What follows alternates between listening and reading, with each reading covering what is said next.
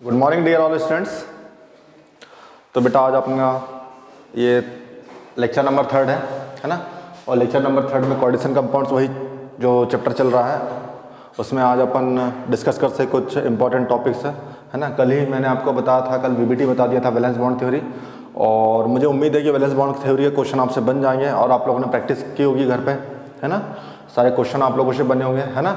उसमें diametric parametric किस type से होता है, मैग्नेटिक मोमेंट का जो फार्मूला होता है म्यू इक्वल टू क्या होता है √n+2bm होता है ना। n की वैल्यू 0 होने पर क्या होता है म्यू का मान, तो म्यू का मान कितना होता है 0 होता है। n का मान 1 होने पर कितना होता है 1.73 होता है। n का मान 2 होने पर म्यू का मान कितना होता है तो 2.78 होता है। n का मान 3 होने पर म्यू का मान कितना होता है बेटा, तो म्यू का मान होता है 3.84 होता है। n का मान 4 होने पर कितना होता था, तो n का मान 4 होने पर म्यू का मान होता है 4.90 होता है ना। एंड n का मान 5 होने पर कितना होता है तो 5.92 bm होता है। ठीक है, हो गया क्लियर बेटा। और आपसे पूरे क्वेश्चन बने होंगे आप लोगों से, है ना। जैसे एक क्वेश्चन लिखो एक क्वेश्चन वीबीटी से ही रिलेटेड एक क्वेश्चन है। हाँ लिखो बेटा उसमें लिखो mn cn whole 6 4 minus n। शायद ये आपसे क्वेश्चन नहीं बना, ये शायद आपसे क्वेश्चन कराया था कि आपको mn cn लिखो mn cn whole 6 4 minus n, है ना। Whole 6 4 minus n। अब देखो बेटा यहाँ पे सेंट्रल एटम के रूप की बात करते हैं तो सेंट्रल एटम के रूप में कौन है बेटा, यहाँ पे मैग्नीज है। कौन है यहाँ पे, मैग्नीज है। मैग्नीज के एटॉमिक नंबर सेंट्रल एटम के रूप में मैग्नीज है। लिगेंड के रूप में कौन है, साइनो है। और कितने लिगेंड यहाँ पे 6 लिगेंड, कोऑर्डिनेशन नंबर कितनी 6 होगी, तो x - 6 इज इक्वल टू -4, तो x इज इक्वल टू कितना हो जाएगा +2 हो जाएगा। कितना हो जाएगा +2 हो जाएगा। मैग्नीज का एटॉमिक नंबर कितना होता है 25 होता है। ऑर्गन कितना होता है 18, है ना। 3d5 एंड 4s2 होता है। ठीक है, तो मैग्नीज के ऊपर जो चार्ज होगा बेटा कितना हो जाएगा, तो यहाँ पे ऑर्गन 18, है ना। 3d5 and 4s 0, 3d5 and 4s 0। अब d में जो कक्षक होते हैं बेटा कितने होते हैं 1 2 3 4 5, है ना। ये 5d कक्षक हो गए, ये 4s हो गया, और ये क्या हो गया बेटा 4p हो गया। ठीक है, ये हो गया 3d, ये हो गया 4s और ये हो गया 4p हो गया। ठीक है, अब p में इलेक्ट्रॉन की बात करते हैं बेटा, तो p में d में कितने इलेक्ट्रॉन है बेटा, तो d में कितने इलेक्ट्रॉन है 1 2 3 4 5 6, है ना। सॉरी 5 इलेक्ट्रॉन है। कितने इलेक्ट्रॉन है 5 इलेक्ट्रॉन, ये 5 इलेक्ट्रॉन हो गया। ठीक है, अब देखते हैं यहाँ पे कि यहाँ पे जो Cn होता है कैसा लिगेंड होता है, स्ट्रॉन्ग लिगेंड होता है। स्ट्रॉन्ग लिगेंड क्या करता है, इलेक्ट्रॉनों की पेयरिंग करवाता है। ये इलेक्ट्रॉन यहाँ पे आ गया, ये इलेक्ट्रॉन यहाँ पे आ गया। अब इलेक्ट्रॉनों की पेयरिंग होगी बेटा, तो यहाँ पे देखो, यहाँ पे डी में कक्षक की बात करते हैं तो डी में कितने कक्षक 5 कक्षक 1 2 3 4 5, है ना। और यहाँ पे क्या हो जाएगा 1, और यहाँ पे कितना हो जाएगा 1 2 3, है ना। और इधर क्या हो जाएगा यहाँ पे, तो 4d हो जाएगा, ये 4d, है ना। ये हो गया 4d, इधर भी क्या हो गया बेटा ये 4d कक्षक हो गया, है ना। 4d कक्षक हो गया। अब देखो यहाँ पे सारी इलेक्ट्रॉनों की पेयरिंग होगी, तो देखो ये इलेक्ट्रॉन यहाँ पे आ गया, तो ये 2 इलेक्ट्रॉन ये हो गए। ठीक है, यहाँ पे भी कितने इलेक्ट्रॉन हो गए 2 इलेक्ट्रॉन हो गए। लेकिन एक इलेक्ट्रॉन कैसा हो जाएगा यहाँ पे अनपेयर्ड हो जाएगा, है ना। एक इलेक्ट्रॉन कैसा हो जाएगा अनपेयर्ड हो जाएगा 1 2 3 4 5, है ना। 1 2 3 4 5, है ना। ये 5 का ऑर्बिटल्स है। ठीक है, अब देखो यहाँ पे बेटा कितने कोऑर्डिनेशन नंबर कितने यहाँ पे, तो 6 है। तो यहाँ पे देखो 1 2 3 4 5 6 है। तो यहाँ पे क्या कौन सा ऑर्बिटल बन गया d2sp3 बन गया। क्या बन गया d2sp3। इनर डी या आउटर डी, तो इनर डी ऑर्बिटल बन गया। ठीक है, n की वैल्यू कितनी बेटा, तो n की वैल्यू यहाँ पे कितनी, n की वैल्यू 1 है, तो म्यू की वैल्यू कितनी हो जाएगी, तो 1.73 bm हो जाएगी। ठीक है, डायमेट्रिक या पैरामेट्रिक, तो ये हो जाएगा पैरामेट्रिक हो जाएगा बेटा। कैसा हो जाएगा पैरामेट्रिक, और ये कैसा होगा कलर्ड हो जाएगा। कैसा हो जाएगा कलर्ड हो जाएगा। ठीक है, नोट डाउन करो जल्दी फास्ट,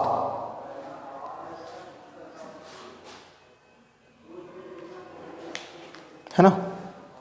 हाँ ओके, हाँ नेक्स्ट टॉपिक जो नेक्स्ट टॉपिक है बेटा, है ना, crystal field theory. Heading crystal field theory, crystal field theory जल्दी, है ना। Crystal field theory, crystal field theory जिसे कहते हैं CFT, क्रिस्टल क्षेत्र सिद्धांत, है ना। CFT क्रिस्टल क्षेत्र सिद्धांत, CFT, है ना। क्रिस्टल क्षेत्र सिद्धांत CFT, क्रिस्टल क्षेत्र सिद्धांत CFT, है ना। लिखो इसमें क्रिस्टल क्षेत्र सिद्धांत में जनरली होता क्या क्रिस्टल क्षेत्र सिद्धांत में, तो इस सिद्धांत के अनुसार संक्रमण धातु संकुलों में संक्रमण धातु संकुलों की इलेक्ट्रॉनिक संरचना, संक्रमण धातु संकुलों की इलेक्ट्रॉनिक संरचना, संक्रमण धातु संकुलों की इलेक्ट्रॉनिक संरचना को दर्शाता है। यह सिद्धांत संक्रमण धातुओं की इलेक्ट्रॉनिक संरचना को दर्शाता है। संक्रमण धातुओं की इलेक्ट्रॉनिक संरचना को दर्शाता है। In this concept electronic structure of transitional metal complex of transitional metal complex of transitional metal complex of transitional metal complex, है ना। तो यहाँ पे होता क्या बेटा, जनरली होता क्या यहाँ पे कि आपको पता है कि जो डी कक्षक होते हैं, कितने कक्षक होते हैं, 5 कक्षक होते हैं। अब देखो डी कक्षक कितने होते हैं, 5 होते हैं। देखो ये डी कक्षक 5, 1 2 3 4 5, है ना। पहले नंबर में क्या होता है डी एक्स वाई, दूसरे नंबर में क्या होता है d y z, d y z, फिर होता है डी जेड एक्स, फिर होता है d x square y square and then होता है डी जेड स्क्वायर होता है, ठीक है। तो कितने कक्षक होते हैं, 5 कक्षक होते हैं। अब ये 5 कक्षकों को जब लिगेंड के कॉन्स्ट्रक्ट में लाया जाता है, तो स्प्लिटिंग जब क्षेत्र फील्ड में लाया जाता है, तो देखो ये सबसे पहले इस लिगेंड को कहाँ पे लाया जाता है, तो स्प्लिटिंग क्षेत्र में, है ना। 1 2 सॉरी इस ऑर्बिटल्स को 1 2 3 1 2 3 4 5, है ना। तो ये डी कक्षक है, तो इसको कहते हैं डी डी ट्रांजिशन कहते हैं। क्या कहते हैं, ये डी जनरेट, है ना, ऑर्बिटल्स कहते हैं, डी जनरेट ऑर्बिटल्स, ठीक है। D generate orbitals D D transition कहते हैं। और ये कितने पार्ट्स में डिवाइड होता है बेटा, डी डी ट्रांजिशन डिवाइड होता है 2 पार्ट्स में डिवाइड होता है, ठीक है। अब 2 पार्ट्स में कैसे डिवाइड होता है, तो ऊपर की ओर कितने ऑर्बिटल जाते हैं, तो ऊपर की ओर 2 कक्षक जाते हैं, और नीचे की ओर कितने बेटा यहाँ पे, तो 3 कक्षक जाते हैं, ठीक है। उससे कहते ऊपर वाले को कहते हैं अपन ईजी कहते हैं, एंड नीचे वाले को कहते हैं अपन T2G कहते हैं। क्या कहते हैं, T2G। T2G की एनर्जी कैसी होती है, कम होती है, एंड EG की एनर्जी कैसी होती है, हाई होती है, याद रखना, है ना। यहाँ पे कौन कौन होते हैं, तो यहाँ पे होता है d x square y square होता है, और कौन होता है डी जेड स्क्वायर होता है। यहाँ पे कौन होता है बेटा, यहाँ पे d x y, d y z and d z x होता है, ठीक है। फर्स्ट नंबर पे कौन होता है d x y, second number पे कौन होता है डी वाई जेड, और थर्ड नंबर पे कौन होता है डी जेड एक्स होता है। कौन होता है, डी जेड एक्स होता है, ठीक है। अब यहाँ पे कई बार ये पूछा जाता है, यहाँ पे क्वेश्चन जो आता है, क्वेश्चन कहाँ से आता है कि इसके बीच की जो लेंथ होती है, इसके बीच का जो एनर्जी लेवल होता है उसको कहते हैं डेल्टा ओ कहते हैं, और डेल्टा ओ को कहते हैं CFSE होता है, ठीक है, जिसका फुल फॉर्म होता है क्रिस्टल फील्ड स्प्लिटिंग एनर्जी, है ना। क्या कहते हैं, क्रिस्टल फील्ड स्प्लिटिंग एनर्जी, ये होता है, ठीक है। डेल्टा ओ क्या कहलाता है, क्रिस्टल फील्ड स्प्लिटिंग एनर्जी, जो आपको फाइंड आउट करना पड़ता है ना। तो यहाँ पे 2 केस होते हैं, एक होता है कोऑर्डिनेशन नंबर 4 के लिए, और एक होता है कोऑर्डिनेशन नंबर 6 के लिए। कोऑर्डिनेशन नंबर 4 में क्या होता है, टेट्राहेड्रल के लिए होता है, और कोऑर्डिनेशन नंबर 6 में किसके लिए होता है, ऑक्टाहेड्रल के लिए होता है, ठीक है, याद रखना। अब यहाँ पे जो एनर्जी लेवल होता है बेटा, देखो यहाँ पे 2 लेवल होते हैं, एक एनर्जी लेवल इन दोनों के बीच में होता है, और एक एनर्जी लेवल इन दोनों के बीच में होता है, ठीक है, याद रखना। तो जो ऊपर वाला होता है, जहाँ पे सेंटर मतलब जो मिडिल लाइन होती है, मिडिल लाइन से अपर साइड में कौन होता है, ऊपर साइड में कौन होता है, ईजी होता है। तो उसके बीच की जो डिस्टेंस होती है बेटा, ठीक है, तो ईजी के बीच की जो डिस्टेंस होती है कितनी होती है, प्लस 0.6 होती है। कितनी होती है, प्लस 0.6 होती है, प्लस 0.6 होती है। और इधर नीचे वाले की कितनी होती है, माइनस 0.4 होती है ना, याद रखना, माइनस 0.4, ठीक है। ऊपर वाले की वैल्यू कितनी होती है, प्लस 0.6 है, और नीचे वाले की कितनी होती है, माइनस 0.4 होती है। ये किसके लिए होती है, तो फॉर ऑक्टाहेड्रल कॉम्प्लेक्स के लिए, फॉर ऑक्टाहेड्रल कॉम्प्लेक्स, है ना। 4 ऑक्टाहेड्रल कॉम्प्लेक्स के लिए इतनी वैल्यू होती है ना, 4 ऑक्टाहेड्रल कॉम्प्लेक्स, है ना, याद रखना, 4 ऑक्टाहेड्रल कॉम्प्लेक्स, ठीक है। ऑक्टाहेड्रल कॉम्प्लेक्स के लिए कितनी होती है, जहां पे कोऑर्डिनेशन नंबर कितनी होती है बेटा, तो coordination number is equal to कितनी होती है, 6 होती है ना, याद रखना। तो जब डी कक्षक किसी स्ट्रॉन्ग लिगेंड के मध्य आता है, ठीक है, जब डी कक्षक किसी स्ट्रॉन्ग लिगेंड के मध्य आता है, स्प्लिटिंग क्षेत्र में जाता है, तो 2 क्षेत्र में डिवाइड हो जाता है। कैसे होता है, पहला होता है T2G, और सेकंड नंबर पे होता है EG। T2G की एनर्जी कैसी होती है, लो होती है, एंड EG की एनर्जी कैसी होती है, हाई होती है, याद रखना। हो गया क्लियर। जस्ट इसी के अपोजिट होता है, अपोजिट में क्या होता है, तो यहाँ पे ये किसके लिए होता है, ऑक्टाहेड्रल कॉम्प्लेक्स के होता है। और टेट्राहेड्रल अगर कॉम्प्लेक्स आता है ना, कौन आता है बेटा, टेट्राहेड्रल कॉम्प्लेक्स आता है। तो टेट्राहेड्रल कॉम्प्लेक्स देखो यहाँ पे कितने स्टेप होते हैं, 3 स्टेप होते हैं। ये होता है स्टेप फर्स्ट, ये होता है स्टेप सेकेंड, एंड ये होता है स्टेप थर्ड होता है, ठीक है, याद रखना, किसके लिए, ऑक्टाहेड्रल के लिए। अब यही बात किसके लिए, अपन टेट्राहेड्रल की बात करते हैं, टेट्राहाइड्रल, है ना। तो टेट्राहेड्रल में कोऑर्डिनेशन नंबर कितनी होती है बेटा, कोऑर्डिनेशन नंबर कितनी हो गई, 4 हो गई, 1 2 3 4 5, है ना, 1 2 3 4 5, d x y, d y z, d z x, d x square y square and d z square.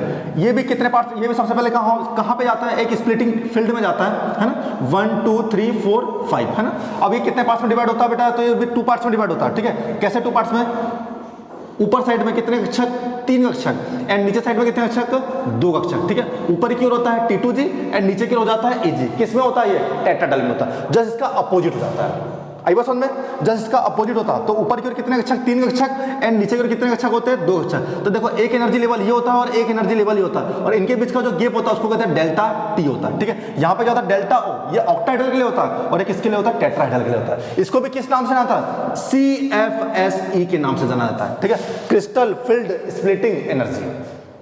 हो गया clear? Crystal field splitting energy. और यहां पे जो वैल्यू होती है बेटा, ऊपर वाली की जो वैल्यू होती है प्लस 0.4 होती है। कितनी होती है?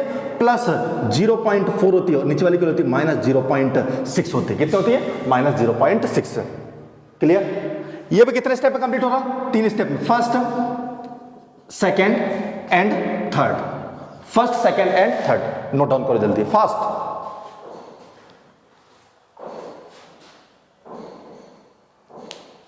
है ना? तो क्वाड्रेटिक नंबर 6 है and quadratic number 4। Quadratic number 6 में जो जियोमेट्री होती है कैसी होती है? ऑक्टेड्रल होती है। एंड क्वाड्रेटिक नंबर 4 में कैसी होती है? टेट्राहेड्रल होती है। ठीक है? क्वाड्रेटिक नंबर 6 में सबसे पहले डी कक्षक। डी कक्षक कितने पार्ट्स में डिवाइड होता है? 2 पार्ट्स में डिवाइड होता है, डिजेनरेट ऑर्बिटल्स। है ना?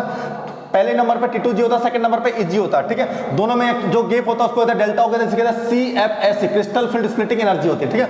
अब अपर साइड की बात करते हैं तो वहां पे जो वैल्यू होती है प्लस 0.6 होती है एंड लोअर साइड में होती है माइनस 0.4 होती है। जस्ट इसी का अपोजिट होता है। कौन होता है? टेट्राहेड्रल के लिए। तो टेट्राहेड्रल के लिए में जो डिवाइड होता है, जो डी ऑर्बिटल्स डिवाइड होता है 2 पार्ट्स में, ऊपर की ओर T2G और नीचे की ओर EG, जिसमें 2 कक्षक होते हैं, dx² y² एंड dz² होता है। ऊपर की ओर कौन होता है? dxy dyz and dzx। ऊपर वाले की जो वैल्यू होती है प्लस 0.4 और नीचे वाली की होती है माइनस 0.6 होती है। ठीक है? माइनस 0.6। है ना? एक चीज और बताना चाह रहा हूं, कल मैंने आपको एक स्पेक्ट्रोकेमिकल सीरीज बताया था बेटा, याद करो, spectrochemical series, spectrochemical series, spectrochemical series, है ना? तो स्पेक्ट्रोकेमिकल सीरीज में मैंने आपको बताया था कि एक वीकर लिगेंड होता है, दूसरा होता है स्ट्रॉन्गर लिगेंड होता है। जैसे बात करते हैं, सबसे वीकर होता है I- आयन होता है, उससे अधिक कौन होता है? Br- होता है, उससे अधिक कौन होता है? Cl- होता है, सबसे अधिक कौन होता है? F- होता है, और सबसे स्ट्रॉन्गर लिगेंड होता है CO होता है, CO से कम कौन होता है? Cn होता है, फिर कौन होता है? NO2 होता है, कौन होता है? NO2, फिर कौन होता है? NH3 होता है। ठीक है? तो जितने स्ट्रॉन्गर लिगेंड होते हैं वो क्या करवाते हैं? इलेक्ट्रॉनों की पेयरिंग करवाते हैं। ठीक है? अगर ये डी ऑर्बिटल्स है ना, अगर डी जो कक्षक होता है, अगर डी कक्षक किसी स्ट्रॉन्ग लिगेंड किसी स्ट्रॉन्ग लिगेंड के कांटेक्ट में आता है, किसके कांटेक्ट में आता है? स्ट्रॉन्ग लिगेंड के कांटेक्ट में आता है। तो स्ट्रॉन्ग लिगेंड के कांटेक्ट में आता है तो यहाँ पे इलेक्ट्रॉनों की क्या होती है? पेयरिंग होती है। जैसे बात करते हैं, अगर यहाँ पे 4 इलेक्ट्रॉन इंटर करवाना है ना? कितने इलेक्ट्रॉन इंटर करवाना? 4 इलेक्ट्रॉन इंटर करवाना। तो कैसे 4 इलेक्ट्रॉन इंटर होगा? 1 2 3। अगर स्ट्रॉन्ग लिगेंड होगा तो यहाँ पे पेयरिंग होगी। अगर वीकर लिगेंड रहा तो इलेक्ट्रॉनों की पेयरिंग नहीं होगी, सीधे इलेक्ट्रॉन कहां पे जाएगा? 3 के बाद 4th यहां पे जाएगा। ये वीकर लिगेंड में होता है। वीकर जो लिगेंड होता है वो हुंड के नियम का पालन नहीं करता है, और जो स्ट्रॉन्गर लिगेंड होता है वो हुंड के नियम का पालन करता है, मतलब इलेक्ट्रॉनों की पेयरिंग करवाता है। आई बात समझ में? अरे बोलो, हो गया क्लियर? है ना? जो स्ट्रॉन्ग लिगेंड होता है वो इलेक्ट्रॉनों की पेयरिंग करवाता है, और जो वीकर लिगेंड होता है इलेक्ट्रॉनों की पेयरिंग नहीं करवाता। ये वीबीटी में भी मैंने आपको बताया हूं। अब यहां से जो क्वेश्चन आते हैं, जो हर साल क्वेश्चन आते हैं, वो क्वेश्चन आते हैं इसके 2 केस पर आते हैं कि इसमें आपको क्या फाइंड आउट करना है? तो इसमें आपको CFSE फाइंड आउट करना है, क्रिस्टल फील्ड स्प्लिटिंग एनर्जी आपको फाइंड आउट करनी है ना? क्रिस्टल क्षेत्र विपाटन ऊर्जा आपको ज्ञात करनी है। तो कैसे ज्ञात करनी? क्रिस्टल क्षेत्र विपाटन ऊर्जा, उसमें 2 केस होते हैं, एक होता है ऑक्टाहाइड्रल के लिए होता है और दूसरा होता है टेट्राहाइड्रल के लिए होता है। तो लिखो case number first for octahedral complex, लिखो case number first for octahedral complex, for octahedral complex, जल्दी ध्यान दो, है ना? Case number first octahedral complex.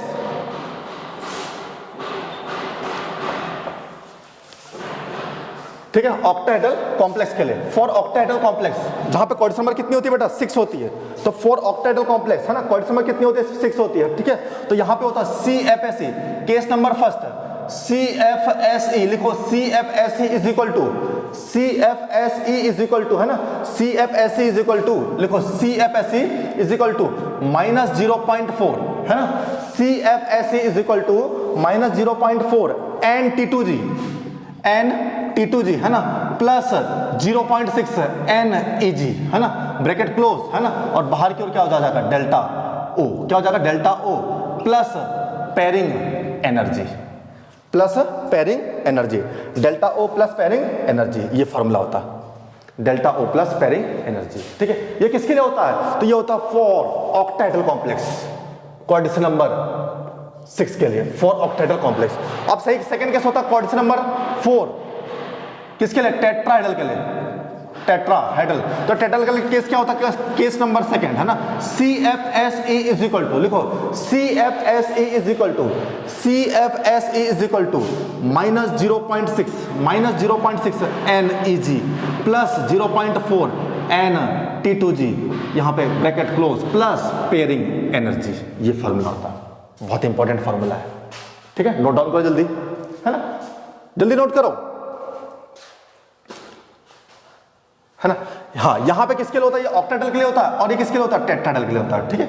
हाँ, वेयर N T2G लिखो, वेयर N T2G, जहां N T2G, तो N T2G लिखना T2G कक्षक में इलेक्ट्रॉनों की संख्या, लिखो T2G कक्षक में इलेक्ट्रॉनों की संख्या, number of electron in T2G orbitals, number of electron in T2G orbitals, लिखो number of electron in T2G orbitals,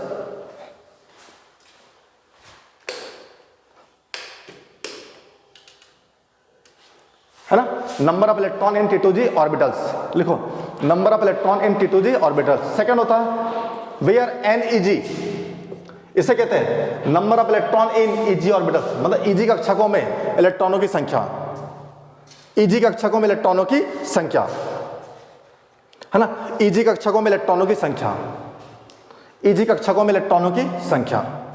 अब देखो बेटा क्वेश्चन कैसे आता है। पहला क्वेश्चन बहुत प्यारा क्वेश्चन है, आपको इसी बेस पर आपको सॉल्व करना है ना। तो देखो पहला क्वेश्चन लिखो, पहला क्वेश्चन है Na4 FeCN होल 6, पहला क्वेश्चन है Na4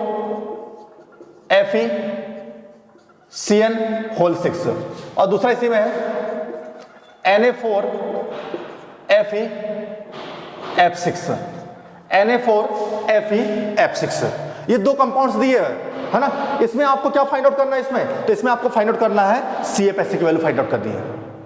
क्या क्या फाइंड आउट कर सकते हैं, सबसे पहले देखो, सबसे पहले क्या दिया, Na4 FeCN होल 6 और दूसरा दिया Na4 FeF6। अब यहाँ पे देखो, यहाँ पे सिंपल कैटायन ग्रुप में कौन है बेटा, तो सिंपल कैटायन ग्रुप में यहाँ पे सोडियम है, यहाँ पे कौन है, सोडियम है। CMI ग्रुप में कौन है, आयरन है, यहाँ पे कौन है, आयरन है। लिगेंड के फॉर्म में कौन है यहाँ पे, CN, कैसा लिगेंड है यहाँ पे, स्ट्रॉन्ग लिगेंड है, और ये कैसा लिगेंड है यहाँ पे, वीकर लिगेंड है।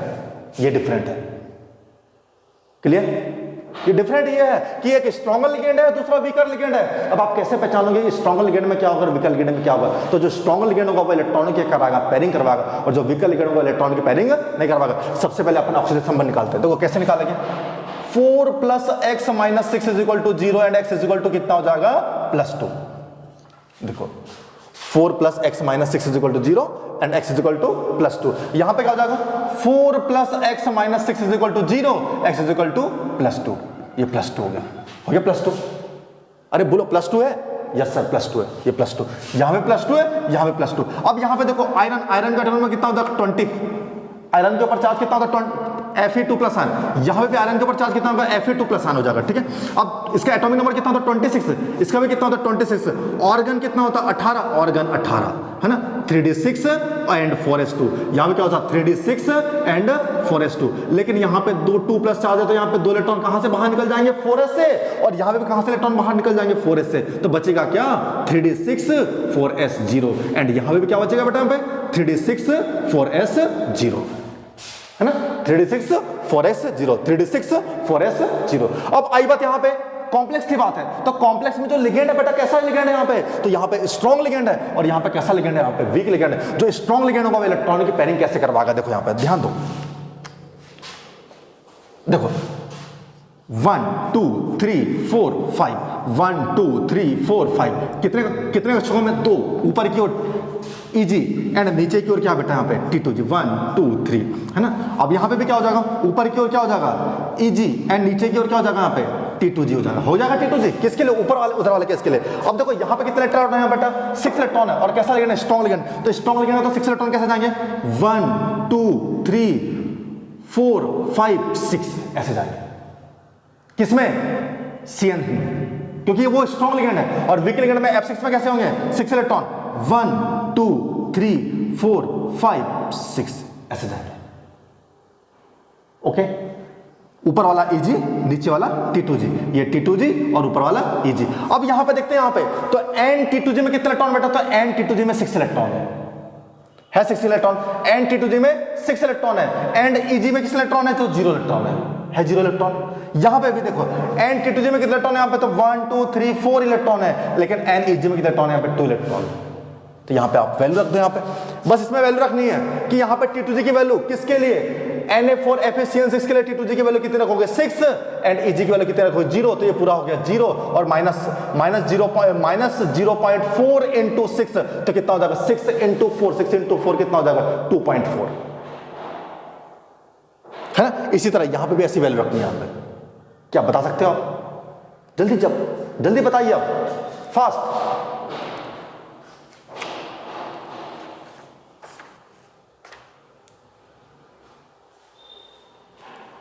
है ना। अब देखो कैसे बताएंगे, ध्यान दो। पहला Fe Na4 Fe Cn whole 6 है ना। तो Na4 Fe Cn होल 6 में देखो CFSE इज इक्वल टू, है ना, -0.4 इंटू T2G कितना बेटा, T2G कितना यहाँ पे 6 है, ये 6 हो गया, है ना, 6 प्लस 0.6 इंटू 0, है ना, bracket close, delta O plus pairing energy कितनी बेटा यहाँ पे 3 पेयर्ड एनर्जी, ये 3 पेयर्ड एनर्जी। तो कितना हो जाएगा यहाँ पे -2.4, है ना, -2.4 delta O plus 3 paired energy, ये आंसर आ जाएगा इसका, 3 pair energy. Are you clear? Okay. Next वाला कितना आ जाएगा बेटा यहाँ पे? तो नेक्स्ट जो आ जाएगा यहाँ पे, देखो यहाँ पे नेक्स्ट क्या हो जाएगा कि किसके लिए, Na4 Fe F6। अब यहाँ पे देखो CFSE इज इक्वल टू कितना हो जाएगा, तो CFS is equal to -0.4 into T2G कितना बेटा, T2G यहाँ पे कितना 4, देखो T2G 4 है, 1 2 3 4, T2G 4 हो गया, प्लस EG कितना हो जाएगा, तो EG कितना हो 0.6 इंटू कितना होगा 2, है ना, ये delta O plus pairing energy कितनी यहाँ पे 1, तो 1 पेयर्ड एनर्जी है, 1 पेयर्ड एनर्जी, एक पेयर्ड है यहाँ पे 1 पेयर्ड एनर्जी। तो इसकी जो वैल्यू होगी बेटा, तो कितनी होगी, इसकी जो वैल्यू होगी बेटा कितनी होगी यहाँ पे, तो इसकी वैल्यू हो जाएगी -0.4 delta O plus paired energy. ये इसका आंसर, कितना प्यारा आंसर है। देखो ये ऊपर वाला किसके लिए है, CN6 के लिए, और नीचे वाला किसके लिए, F6 के लिए। किसी कोई डाउट आपको? नो डाउट्स, ऐसे क्वेश्चन आते CFSE में, है ना। ये 2 फॉर्मूले याद रखना, और यही 2 फॉर्मूले से आपसे क्वेश्चन बनेंगे, बाकी कोई क्वेश्चन नहीं आने वाला। ओके, ये होता CFSE। तो CFSE में डी कक्षा को कितने पार्ट्स में डिवाइड किया गया, 2 पार्ट्स में। एक होता है T2G, दूसरा होता है EG। T2G कैसा होता है, नॉन एक्सियल होता है, मतलब दोनों अक्षों के मध्य होता है, एंड जो EG होता है वो एक्सियल होता है ना, मतलब अक्षों में होता है। हो गया? ओके। नेक्स्ट, यदि कोई डाउट हो तो पूछो जल्दी।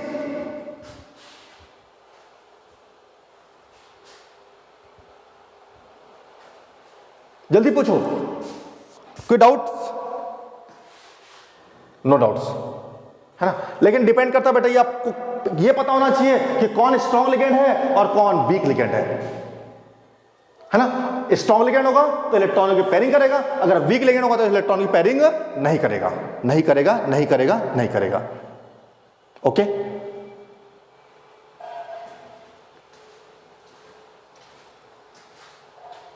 ठीक है।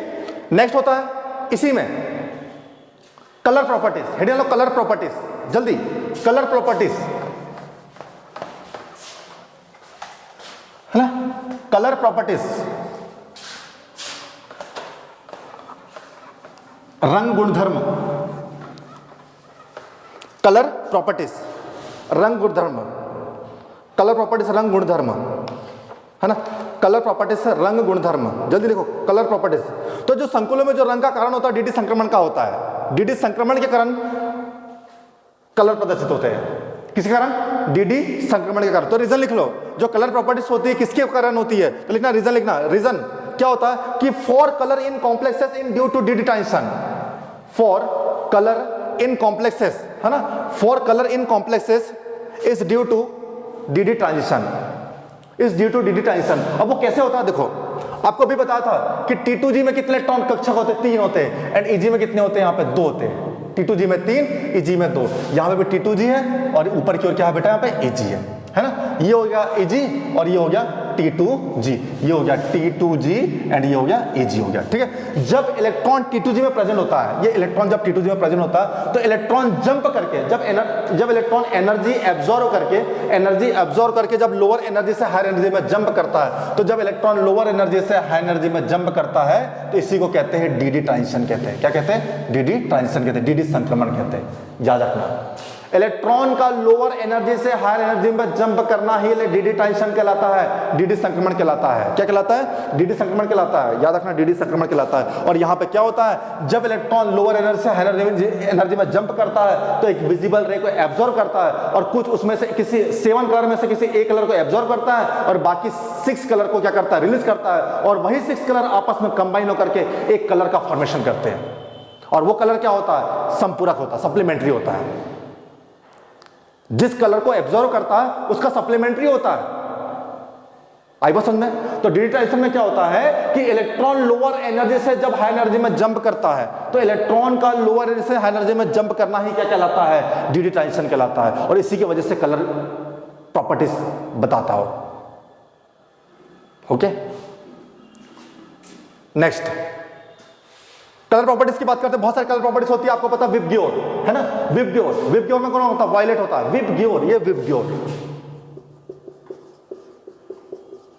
VIBGYOR, V for violet, I for indigo, B for blue, green, yellow, orange and red. इसका सप्लीमेंट्री फिर वो अलग होता है। हो गया? ओके, जैसे बात करते हैं अगर वॉयलेट की बात करते हैं तो वॉयलेट का सप्लीमेंट्री कौन होता है? येलो ग्रीन होता है। कौन होता है? येलो ग्रीन होता है ना। याद रखना, रेड का कौन होता है? तो ब्लू ग्रीन होता है। रेड का कौन होता है? तो रेड का होता है ब्लू ग्रीन होता है, सप्लीमेंट्री होता है। ओके, ठीक है। नेक्स्ट लिखो, जल्दी लिखो, है ना। अब एक एग्जांपल देखो, अब यहां पे कैसे होता है, देखो यहां पे एक मैं सप्लीमेंट्री बता देता हूं। बनाओ ऐसा एक सर्कल बनाओ, है ना। बनाओ ऐसा सर्कल, बहुत प्यारा सर्कल है बेटा, है ना। देखो ये एक लाइन ये हो गई है 1, ये 2, है ना। 2 हो गई। अब 2 लाइनें हो गई। अब यहाँ पे क्या होता है, तो देखो यहाँ पे 1, देखो कितना प्यारा है ना। फिर देखो ये 2, देखो इधर की ओर, है ना, ऐसा।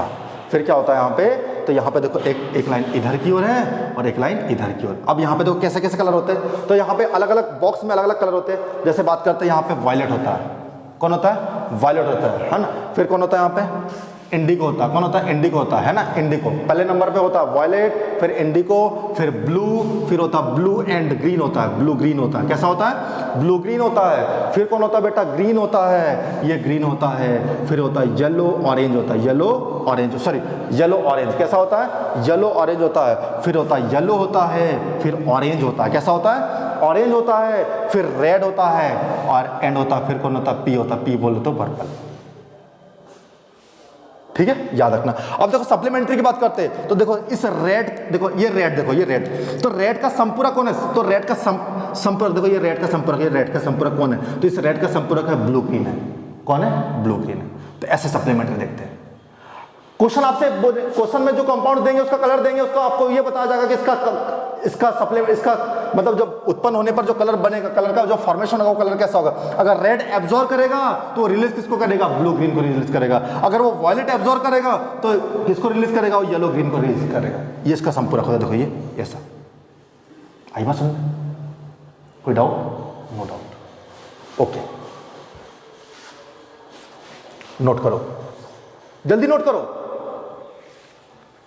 है ना। तो जो कलर प्रॉपर्टीज होती है किसकी वजह से होती है? डीडी ट्रांजिशन की वजह से होती है। किसकी वजह से? डीडी ट्रांजिशन की वजह से, है ना, डीडी संक्रमण की वजह से। किसी कोई डाउट? नो डाउट, है ना। कलर प्रॉपर्टी से डीडी ट्रांजिशन की वजह से होती है ना, कि जब इलेक्ट्रॉन लोअर एनर्जी से हाई एनर्जी में जंप करता है तो कुछ एनर्जी को एब्जॉर्ब करता है। और जैसे बात करते हैं एनर्जी की बात करते हैं, कुछ कलर को भी एब्जॉर्ब करता है। जैसे विजिबल रे को एब्जॉर्ब करता है तो उसमें से किसी विजिबल रे में से 7 कलर होते हैं, 7 कलर में से किसी एक कलर को एब्जॉर्ब करता है, बाकी 6 कलर को रिलीज करता है। और वही 6 कलर आपस में कंबाइन होकर के नए कलर का फॉर्मेशन करते हैं। और जो किसको रिप्रेजेंट करता है? कलर को रिप्रेजेंट करता है, कलर प्रॉपर्टीज को रिप्रेजेंट करता है। ये सब होता है डीडी ट्रांजिशन की वजह से होता है ना। ये आपका कंप्लीट हुआ बेटा सीएफटी, है ना। सीएफटी में किसी को डाउट? No doubt. अब अपन स्टार्ट करते हैं बेटा आइसोमेरिज्म। काफी इंपॉर्टेंट चैप्टर है। हेड ना लो, आइसोमेरिज्म समव्यवता। लिखो आइसोमेरिज्म समव्यवता, जल्दी फास्ट। आइसोमेरिज्म समव्यवता, आइसोमेरिज्म समव्यवता, जल्दी लिखो। आइसोमेरिज्म समव्यवता, है ना। आइसोमेरिज्म समव्यवता।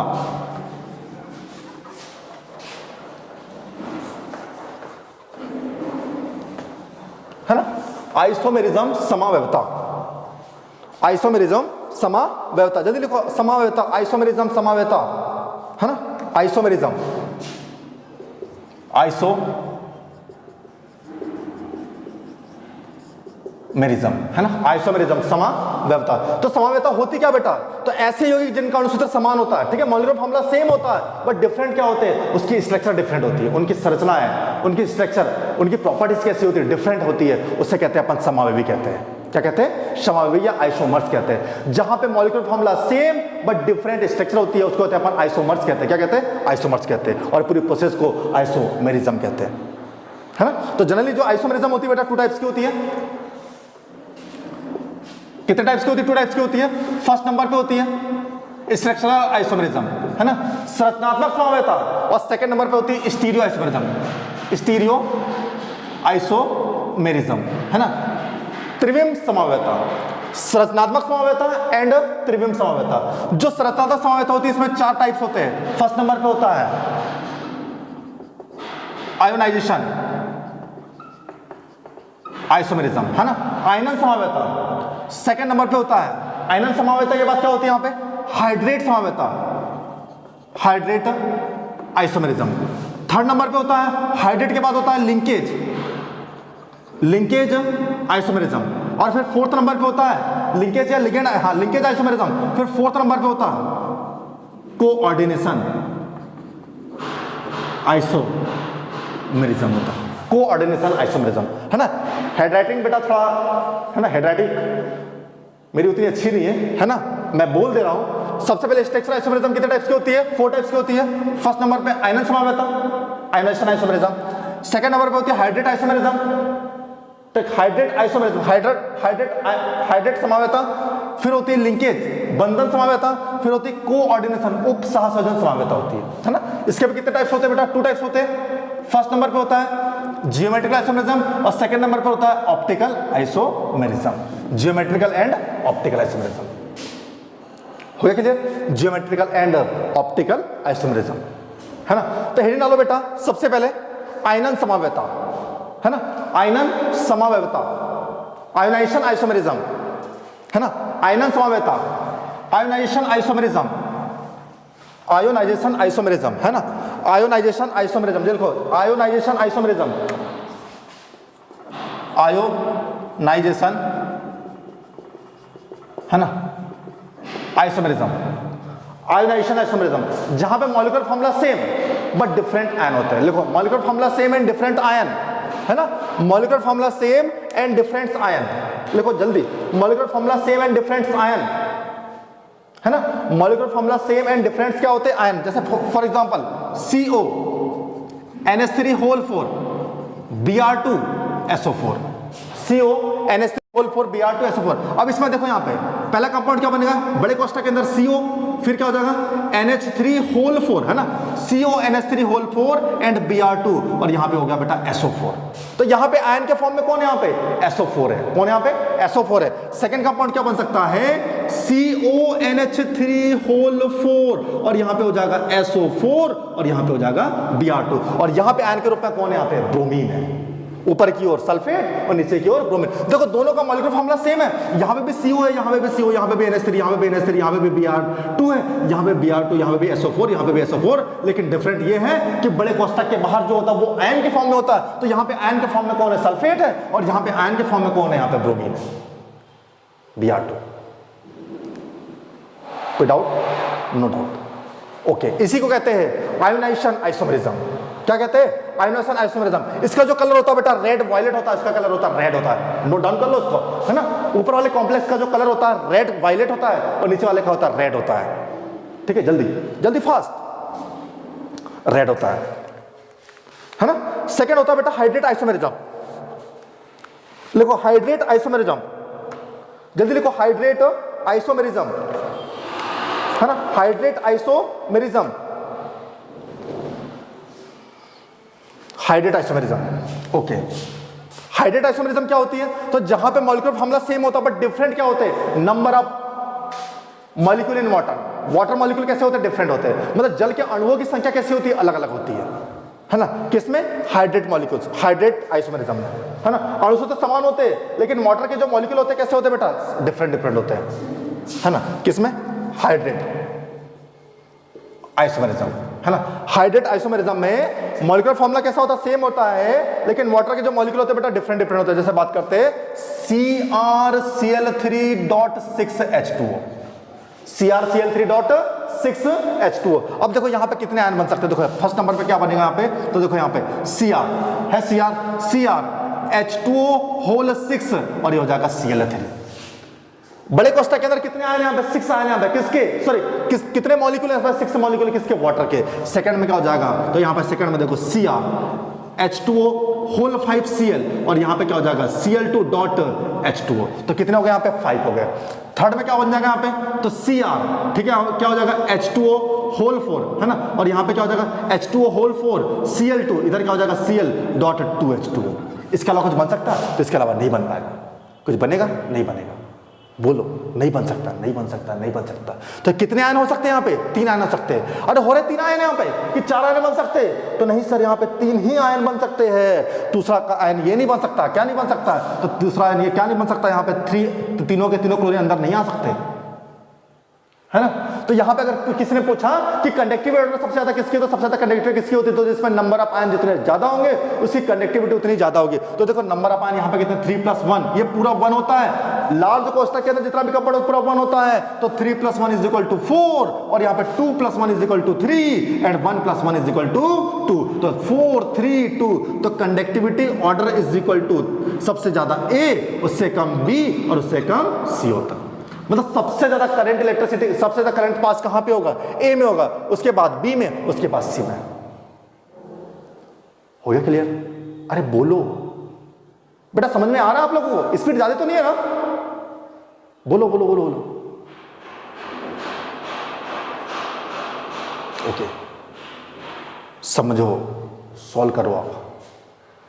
ओके, नेक्स्ट हाइड्रेट के बाद, नेक्स्ट लिखना बेटा, हाइड्रेट के बाद जो सेकंड आइसोमेरिज्म है हाइड्रेट के बाद है वो है, तो सेकंड है बेटा कौन है, लिंकेज आइसोमेरिज्म। कौन है, लिंकेज आइसोमेरिज्म। लिखो लिंकेज आइसोमेरिज्म, कितना प्यारा कंपाउंड है लिंकेज आइसोमेरिज्म। लिंकेज आइसोमेरिज्म, और लिंकेज आइसोमेरिज्म ऐसा आइसोमेरिज्म होता है जहां पे एम्बिडेंटेड लिगेंड प्रेजेंट होता है।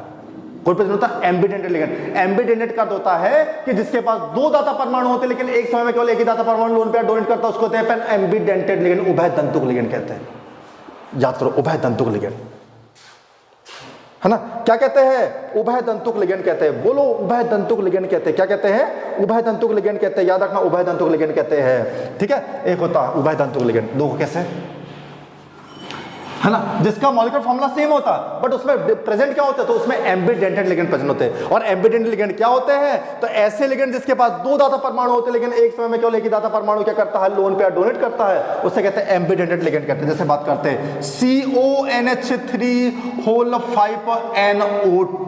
है ना, और यहाँ पे है SO4। अब डोनेटिंग ग्रुप यहाँ पे कौन है बेटा, यहाँ पे नाइट्रोजन है। अब यही सेम टू सेम CONH3 है ना, ONO डोनेटिंग ग्रुप कौन है यहाँ पे, नाइट्रोजन, ऑक्सीजन है, और यहाँ पे SO4। देखो NO2 एंड ONO, यहाँ पे डोनेटिंग ग्रुप कौन है, नाइट्रोजन है, और यहाँ पे कौन है, ऑक्सीजन है। इसी को कहते हैं एम्बिडेंटेड लिगेंड। देखो मॉलिक्यूलर फॉर्मूला सेम, दोनों में A और B में मॉलिक्यूलर फॉर्मूला सेम है बट डिफरेंट क्या यहाँ पे, तो यहाँ पे प्रेजेंट क्या, यहाँ पे एम्बिडेंटेड लिगेंड प्रेजेंट है। तो ऐसे लिगेंड जिसके पास 2 दाता परमाणु होते हैं परंतु एक समय में केवल एक ही दाता परमाणु क्या करता है बेटा, लोन पेयर डोनेट करता है, उससे कहते हैं अपन एम्बिडेंटेड लिगेंड कहते हैं, ठीक है। जहां पे डोनेटिंग ग्रुप कौन है बेटा, यहाँ पे फर्स्ट वाले में डोनेटिंग ग्रुप, तो फर्स्ट वाले में डोनेटिंग ग्रुप कौन है, तो फर्स्ट वाले में डोनेटिंग ग्रुप है नाइट्रोजन एंड सेकंड वाले में है ऑक्सीजन। जब नाइट्रोजन डोनेट करता है तो उसको तो नाइट्रो कहते हैं, और जब ऑक्सीजन डोनेट करता है उसको तो नाइट्राइटो कहते हैं। क्या कहते हैं, ये होता है नाइट्राइटो और ऊपर वाला नाइट्रो होता है, याद रखना, ऊपर वाला नाइट्रो और नीचे वाला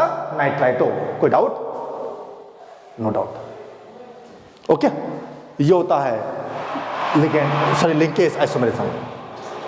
नेक्स्ट लेता coordination isomerism, hadal coordination isomerism. Coordination isomerism, जल्दी लिखो, कोऑर्डिनेशन आइसोमेरिज्म, जल्दी, कोऑर्डिनेशन आइसोमेरिज्म बेटा, जल्दी लिखो, कोऑर्डिनेशन आइसोमेरिज्म, जल्दी जल्दी जल्दी फास्ट, कोऑर्डिनेशन आइसोमेरिज्म, है ना, जिसे हिंदी में कहते हैं उपसह संयोजन समावेता।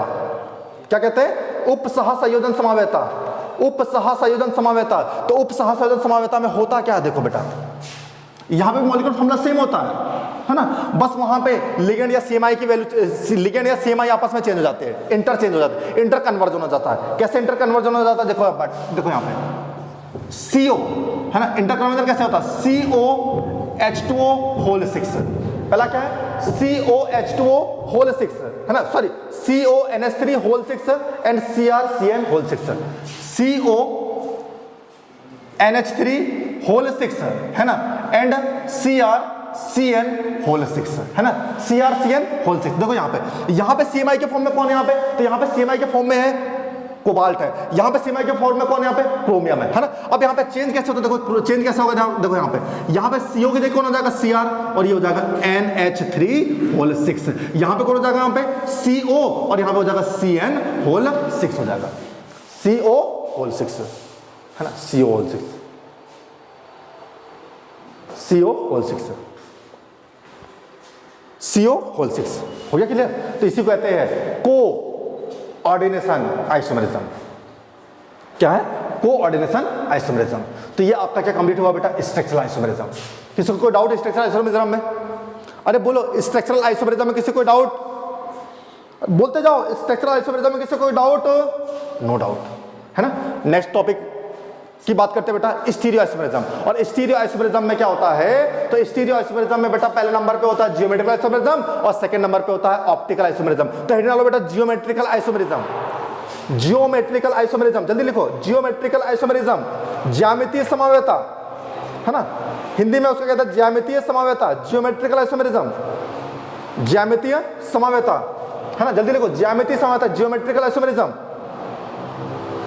जियोमेट्रिकल आइसोमेरिज्म, जल्दी लिखो बेटा, जियोमेट्रिकल आइसोमेरिज्म, ज्यामितीय समवेता, जल्दी फास्ट।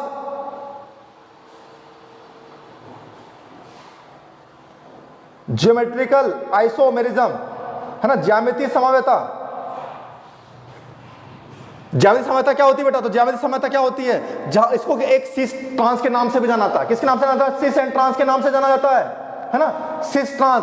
अब सिस क्या होता है बेटा? अगर सेम मॉलिक्यूल अगर सेम साइड में हो या सेम एटम अगर सेम साइड में हो तो सिस कहते हैं, अगर सेम एटम अगर डिफरेंट साइड में हो तो उसे कहते हैं ट्रांस कहते हैं। क्या कहते हैं? ट्रांस कहते हैं, याद रखना, ट्रांस। हो गया क्लियर? सेम मॉलिक्यूल अगर सेम साइड में हो तो उसे सिस कहते हैं, और सेम मॉलिक्यूल अगर डिफरेंट साइड में हो तो उसे क्या कहते हैं बेटा? ट्रांस कहते हैं। किसी को बताना मत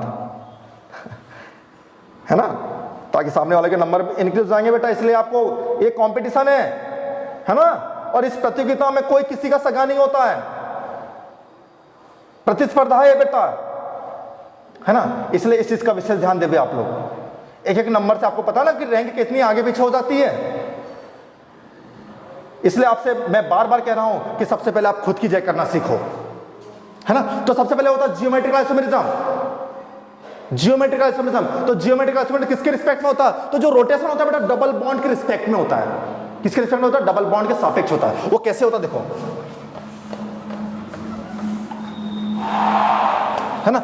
जियोमेट्रिकल आइसोमेरिज्म डबल बॉन्ड के रिस्पेक्ट में कैसा होता है? देखो, कार्बन डबल बॉन्ड कार्बन, यहां पे भी है कार्बन डबल बॉन्ड कार्बन। अगर दोनों कार्बन के बीच में देखो, यहां पे A है, यहां पे भी A है, यहां पे B है, यहां पे B है, और यहां पे क्या हो जाएगा? A, यहां पे B, और यहां पे B, और यहां पे A। अगर सेम मॉलिक्यूल अगर सेम साइड में हो उसे कहते हैं अपन सिस कहते हैं, और सेम मॉलिक्यूल डिफरेंट साइड में हो तो उसे कहते हैं अपन ट्रांस कहते हैं। याद रखना, ट्रांस, सिस एंड ट्रांस। हो गया क्लियर? सिस एंड ट्रांस, बोलो, सिस एंड ट्रांस, है ना। सेम मॉलिक्यूल सेम साइड में हो उसे सिस कहते हैं, और सेम मॉलिक्यूल अगर डिफरेंट साइड में हो उसे अपन ट्रांस कहते हैं। आई बस समझ में? ट्रांस कहते हैं। ओके, ट्रांस कहते हैं, याद रखना। क्या कहते हैं? ट्रांस कहते हैं, है ना। सिस एंड ट्रांस कहते हैं। अगर बात करते हैं यहाँ पे स्टेबिलिटी की बात करते हैं, तो देखो यहाँ पे सेम मॉलिक्यूल सेम साइड में, मतलब यहाँ पे इनके बीच में क्या होगा? अट्रैक्शन, रिपल्सन ज्यादा होगा, रिपल्सन ज्यादा होगा तो स्टेबिलिटी कम, और यहाँ पे रिपल्सन कम होगा तो स्टेबिलिटी ज्यादा। तो स्टेबिलिटी ऑर्डर की बात करते हैं, स्टेबिलिटी ऑर्डर की बात करते हैं तो ट्रांस की ज्यादा होती है किससे? सिस से, है ना। ट्रांस की ज्यादा होती है किससे? सिस से। आई बात समझ में? जो ट्रांस की स्टेबिलिटी होती है बेटा सिस से कैसी होती है, ज्यादा होती है, क्योंकि ट्रांस में क्या होता है, सेम मॉलिक्यूल अगर पास पास में होंगे तो वहां पे रिपल्सन ज्यादा होगा, और यहाँ पे सेम मॉलिक्यूल दूर दूर है तो वहां पे रिपल्सन कम और अट्रैक्शन, सॉरी रिपल्सन कैसा होगा, यहाँ पे रिपल्सन कम होगा, यहाँ पे कैसा होगा, रिपल्सन कम होगा। ठीक है, याद रखना रिपल्सन कम होता है। अरे बोलो रिपल्सन कैसा होगा, कम होगा। ठीक है, याद रखना। बहुत सारे कंपाउंड्स ऐसे होते हैं, जैसे बात करते हैं MA4।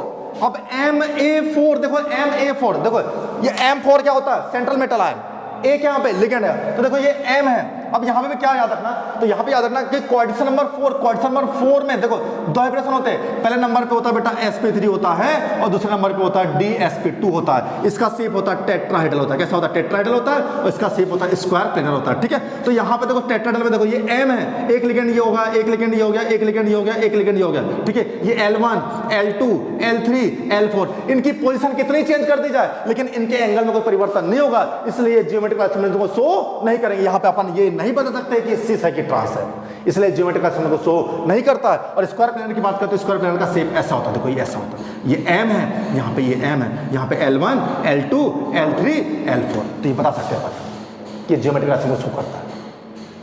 आई बस समझ में? बस स्ट्रक्चर पर डिपेंड करता है ना?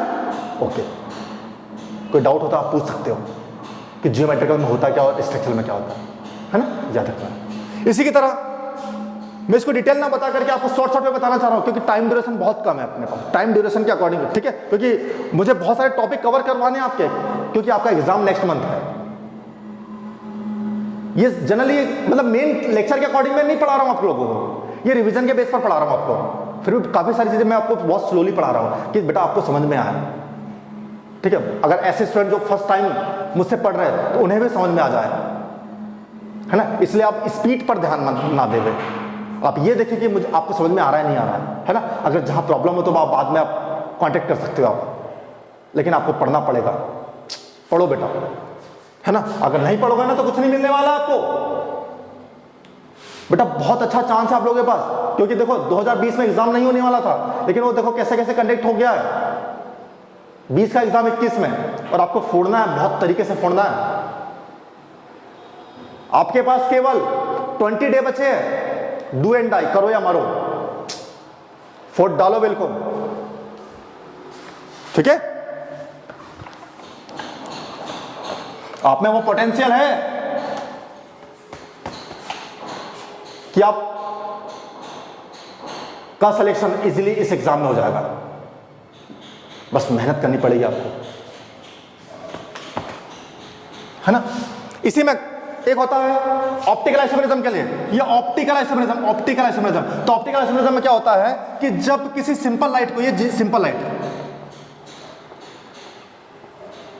जब किसी सिंपल लाइट को किसी निकोल प्रिज्म से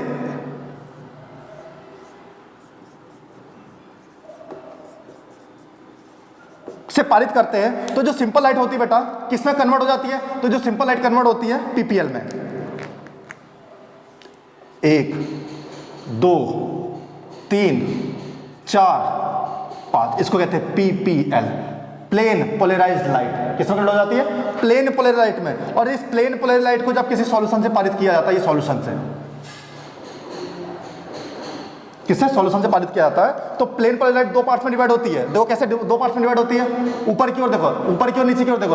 अगर ये प्लेन के राइट साइड में और प्लेन के लेफ्ट साइड में, अगर प्लेन के राइट साइड में अगर ये पीपीएल कन्वर्ट होता है तो उसको कहते हैं डी फॉर्म कहते हैं, जिसे कहते हैं डेक्स्ट्रो रोटेटरी कहते हैं। डी फॉर्म उसे कहते हैं डेक्स्ट्रो रोटेटरी कहते हैं। अगर प्लेन के लेफ्ट साइड में कन्वर्ट होता है तो उसको एल फॉर्म लिवो रोटेटरी कहते हैं। कहते हैं लिवो रोटेटरी कहते हैं, याद रखना, dextro rotatory and levo rotatory, है ना? अगर प्लेन ऑफ सिमेट्री हो, है ना, अगर प्लेन ऑफ सिमेट्री हो और दोनों एक दूसरे के ऊपर अध्यारोपित हो रहे हैं, मतलब दोनों एक दूसरे पर अध्यारोपित होते हैं, वो ऑप्टिकली कैसा होता है? इनेक्टिव होता है। एक दूसरे पर अगर सुपर इंपोज्ड हो रहे हैं तो ऑप्टिकली कैसा होता है? इनेक्टिव होता है। और एक दूसरे पर सुपर इंपोज्ड नहीं हो रहे तो ऑप्टिकली कैसा होता है? वो एक्टिव होता है, याद रखना।